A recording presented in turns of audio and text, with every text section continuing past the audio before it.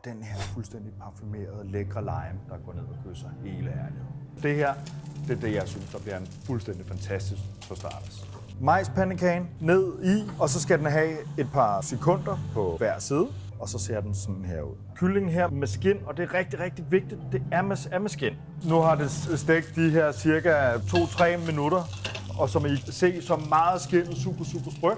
Jeg lægger den sprøde majschips, giver den lige sådan en cremoso her. Så kommer jeg spidskål på her. Sprødstegt, det er lækkert, og det må godt være sådan lidt ud over det hele. Bagefter så må der godt ligge lidt af herlighederne. Så trykker I den bare ud her. Bum.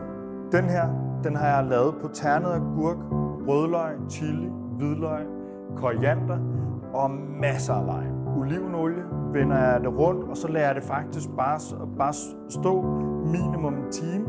Og så har I bare den her søde, friske, syrlige, vildt lækre salsa, som I kan komme helt ud over. Og så kan jeg ligesom pynte af med de her fine tomater heroppe, og så lige lidt urter.